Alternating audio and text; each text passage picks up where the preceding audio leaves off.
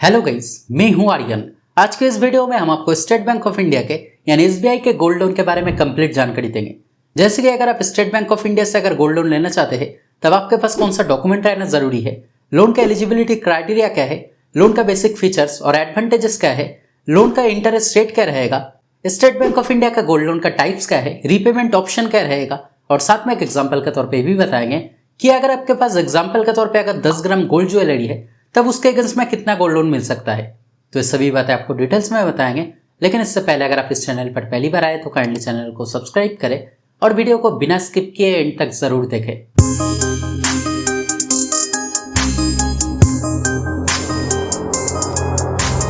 तो अगर आप स्टेट बैंक ऑफ इंडिया से यानी एसबीआई से अगर गोल्ड लोन लेना चाहते हैं तब पहले इस गोल्ड लोन का बेसिक फीचर्स और एडवांटेजेस आपके लिए जानना जरूरी है। तो जैसे कि आप यहाँ पे स्क्रीन पे देख सकते हैं कि अगर एज लिमिट की बात की जाए तब आपका मिनिमम एज 18 और मैक्सिमम 70 के बीच में होनी चाहिए। अगर लोन अमाउंट की बात की जाए तब मिनिमम 20,000 से आप लोन ले सकते हैं और मैक्सिमम 50 लाख तक आप लोन ले सकते हैं। अगर लोन टेन्योरिटी की बात की जाए यानी कितना दिन के लिए आप लोन ले सकते हैं, तो अगर बुलेट रीपेमेंट लोन लेते हैं तब मैक्सिमम 1 साल के लिए आप लोन ले सकते हैं।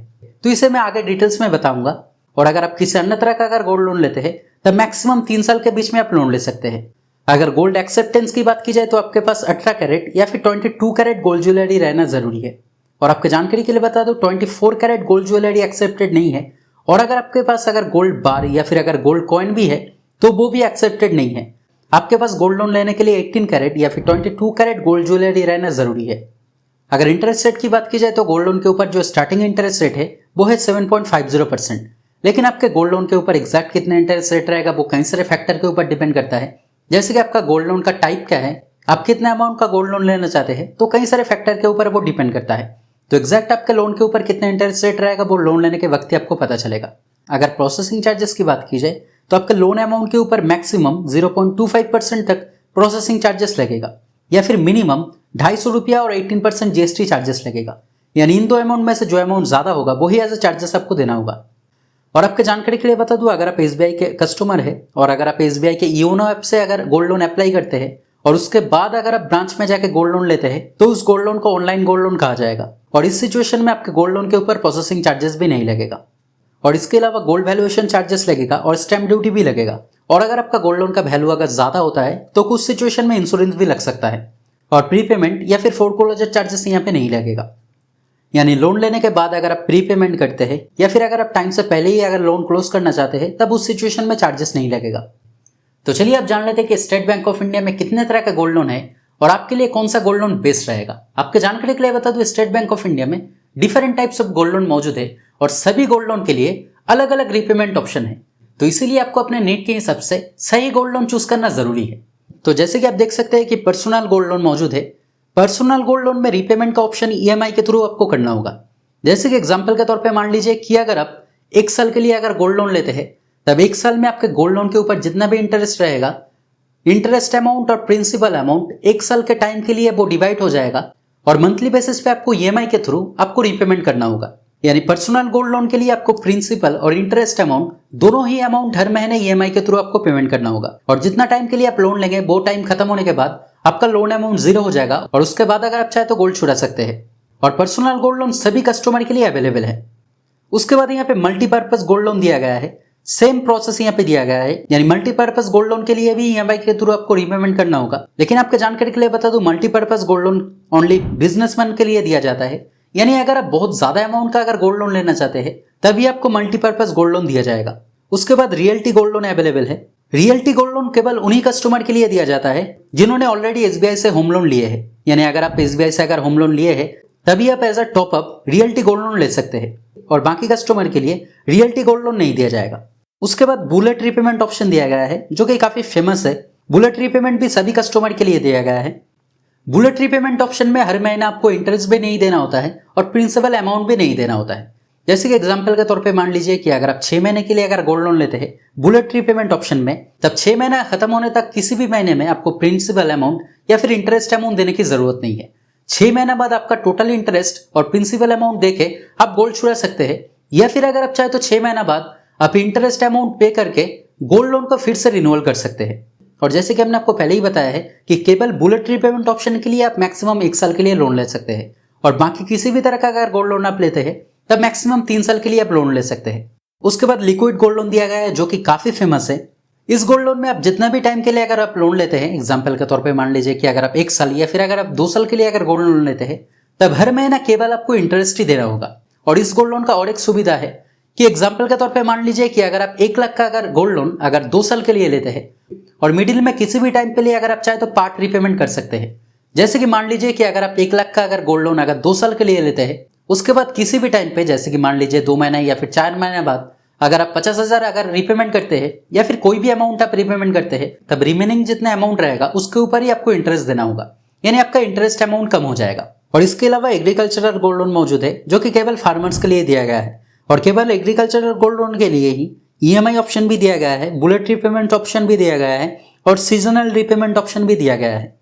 तो इसे शॉर्ट में एक बार मैं फिर से बता देता हूँ कि सभी कस्टमर के लिए पर्सनल लोन अवेलेबल है और अगर आप ईएमआई के थ्रू अगर रीपेमेंट करना चाहते हैं तो पर्सनल लोन आपके लिए बेहतर रहेगा।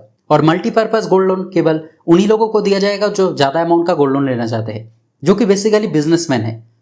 और रियल्टी गोल्ड लोन केवल एसबीआई होम लोन कस्टमर्स के लिए ही दिया जाएगा। और बुलेट रीपेमेंट उन लोगों के लिए बेहतर हो सकता है जो कि हर महीना गोल्ड लोन का इंटरेस्ट या फिर प्रिंसिपल अमाउंट नहीं देना चाहते हैं और गोल्ड लोन का टाइम खत्म होने के बाद ही इंटरेस्ट या फिर प्रिंसिपल अमाउंट देना चाहते हैं। और लिक्विड गोल्ड लोन उन लोगों के लिए बेहतर होगा जो कि ज्यादा टाइम के लिए लोन लेना चाहते हैं, या फिर उन लोगों के लिए बेहतर होगा जो हर महीना केवल इंटरेस्ट अमाउंट देना चाहते हैं।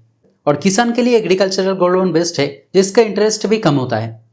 तो चलिए आप जान लेते हैं कि स्टेट बैंक ऑफ इंडिया से अगर आप गोल्ड लोन लेना चाहते हैं तब गोल्ड लोन लेने के लिए आपके पास कौन सा डॉक्यूमेंट रहना जरूरी है और गोल्ड लोन का एलिजिबिलिटी क्राइटेरिया क्या है।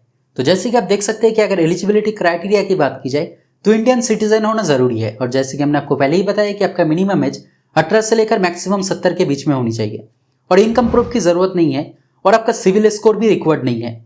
और अगर डॉक्यूमेंट्स की बात की जाए तो आइडेंटिटी और एड्रेस प्रूफ के तौर पे आपके पास Aadhaar card, passport, voter ID, driving licence या फिर यूटिलिटी बिल, यानी इनमें से कोई एक डॉक्यूमेंट रहना जरूरी है। और आपकी जानकारी के लिए बता दूं, अगर आप 50,000 से ज्यादा अमाउंट का अगर गोल्ड लोन लेना चाहते हैं तो आपके पास पैन कार्ड रहना भी मैंडेटरी है और आपके पास 2 पासपोर्ट साइज फोटो भी रहना जरूरी है। तो चलिए आप जान लेते हैं कि बैंक किस तरह से गोल्ड वैल्यू कैलकुलेट करता है। और एग्जाम्पल के तौर पे ये भी देखेंगे कि अगर आपके पास अगर 10 ग्राम का अगर गोल्ड ज्वेलरी है तब उसके अगेंस्ट में कितना गोल्ड लोन आपको मिल सकता है। तो जैसे कि आप देख सकते हैं बैंक पहले चेक करेगा कि आपका गोल्ड कितना कैरेट का है और कितना प्योर है।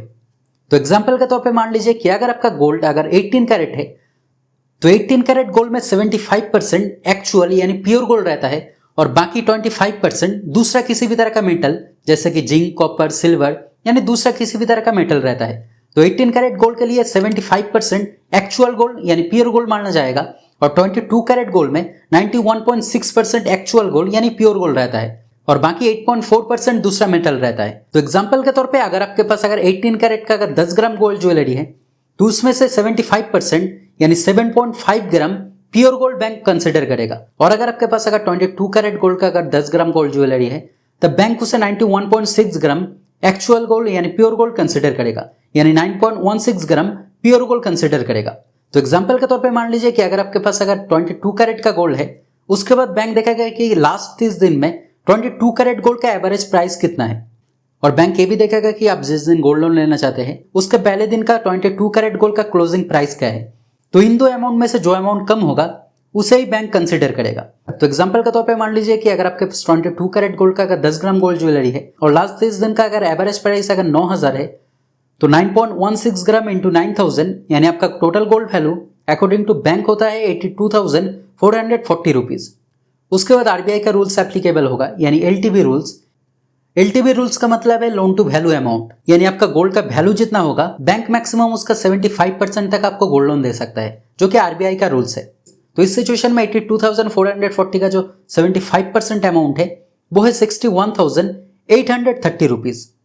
तो इस सिचुएशन में अगर आपके पास 22 कैरेट गोल्ड है और 10 ग्राम गोल्ड ज्वेलरी है तो बैंक मैक्सिमम आपको 61,830 रुपीज तक ही गोल्ड लोन दे सकता है। और आपकी जानकारी के लिए बताओ तो एसबीआई के रूल्स के अनुसार अगर आप बुलेट रीपेमेंट ऑप्शन में अगर गोल्ड लोन लेना चाहते हैं तब मैक्सिमम 65% तक आप गोल्ड लोन ले सकते हैं। और अगर आप दूसरा किसी भी तरह का अगर गोल्ड लोन लेना चाहते हैं तब मैक्सिमम 75% तक आप गोल्ड लोन ले सकते हैं। और अगर आपके पास अगर 22 कैरेट की जगह अगर 18 कैरेट गोल्ड ज्वेलरी है तो गोल्ड लोन का वैल्यू और भी कम होगा। तो दोस्तों आज के वीडियो में इतना ही। उम्मीद करते हैं वीडियो आपके लिए हेल्पफुल रहा। अगर फिर भी कोई डाउट रहे तो कमेंट करके जरूर बताएं, मैं आपका कमेंट का रिप्लाई जरूर करूंगा। और अगर वीडियो पसंद आए तो लाइक और शेयर करें और इस तरह के वीडियो देखने के लिए काइंडली चैनल को सब्सक्राइब करें। Thank you.